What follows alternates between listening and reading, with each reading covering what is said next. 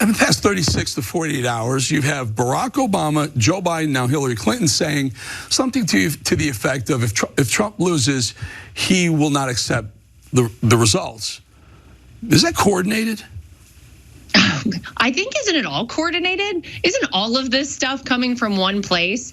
It's pretty obvious that Donald Trump does accept election results, even despite the fact that it was a very questionable election in 2020, because Joe Biden is unfortunately sitting in the Oval Office today. Is Lara Trump for real right now? Did she really just claim that it was obvious that her father-in-law accepts the result of the 2020 election? Okay, let's see. Maybe she clarifies it in this next clip.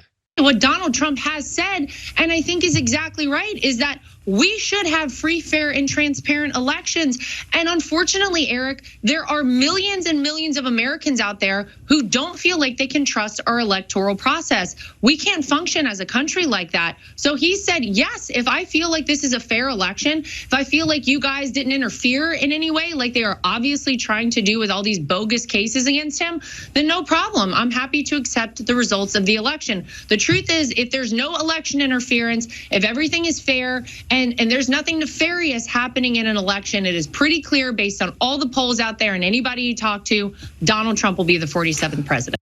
But the only election interference was committed by those who tried to keep Donald Trump in office.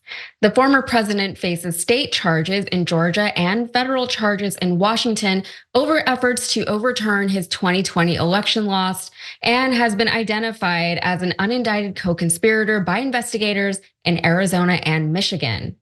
An exhaustive reporting project from the Associated Press in 2021 also proved that there was no widespread voter fraud. AP reporters went looking for cases of voter fraud in 6 states that Trump has challenged, and they found fewer than 475 potential instances out of more than 25 million votes cast, a number that would not have come close to changing the outcome. But to this day, Trump still claims that the election was rigged and that he won. Check this out. First of all, I won in 2020 by a lot, okay? Let's get that straight. I won in 2020. I saw what happened. I watched that election and I thought the election was over at 10 o'clock in the evening. There are books that are written on how the election was rigged. You know, the polls are all rigged. Of course, lately they have been rigged because I'm winning by so much, I don't want to say it. Disregard that statement.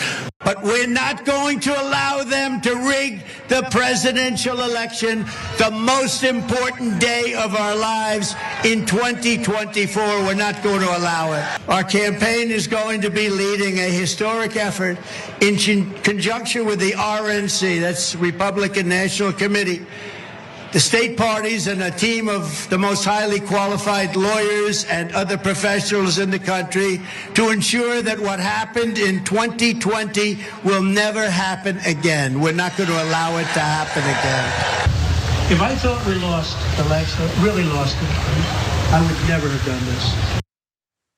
Just a really quick note there. It's unclear when that last video in the compilation was filmed, but Patriot Takes had posted it on Twitter just yesterday.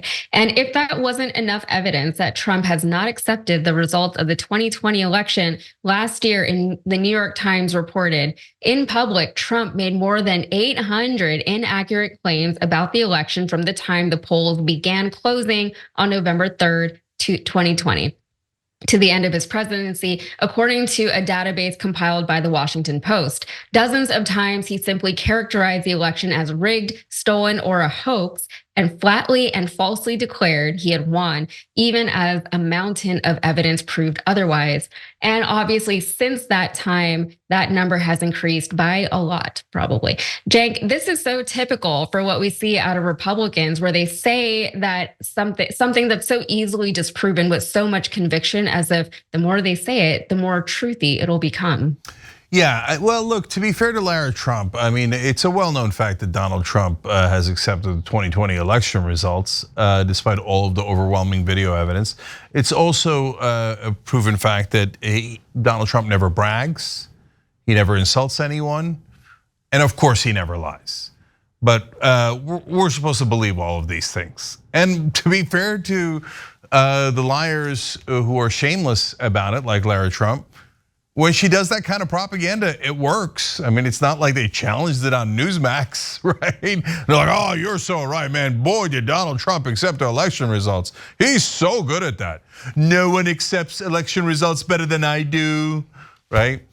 And guys, this story is interesting, not just because of this outrageous lie, but because it's just another piece of evidence that we live in a post-truth world where people, not everyone, but unfortunately, a ton of people that just don't care what's true. They just want to believe what they want to believe. And to Trump's point about the polls, I mean, of course, it's such a hilarious Trump moment. Oh, the polls were rigged against me, but now I'm winning, so they're no longer rigged. So forget I said that. Did I say all of that out loud? Yes, you did, moron. Yes, you said it all in the same sentence, right? But on the other hand, now Joe Biden is saying, ignore all the polls are wrong, and I'm winning. All right, I guess two can play at this game. Was. I don't think you can pay attention to what Trump is saying for very long and not see inconsistencies. This is just how the guy operates in the public from the beginning. It's always, some positive slant towards Trump. Like if he loses, it was rigged. If he won, it was the biggest landslide. If he attracts a crowd for the inauguration, it's the biggest inauguration ever. If something doesn't work, it's the deep state rigged it. Like that's kind of the consistency, right? It's like there's always an excuse for when something goes bad, and there's always an exaggeration for when it's going well for him. But yeah, that clip where he says, "Don't believe the polls except now because I'm winning." That's the ball game. That's Donald Trump's public comments in a nutshell. He's always playing offense, and he doesn't know how to do anything else. Yeah, I always figured it'd be so stressful to be a Trump supporter, especially just all the emails, like the tone of everything. It sounds very stressful. Thanks for watching the Young Turks. Really appreciate it. Another way to show support is through YouTube memberships. You'll get to interact with us more. There's live chat emojis, badges. You've got emojis of me, Anna, John, JR. So those are super fun. But you also get playback of our exclusive member-only shows and specials right after they air. So all of that, all you gotta do is click that join button right underneath the video. Thank you.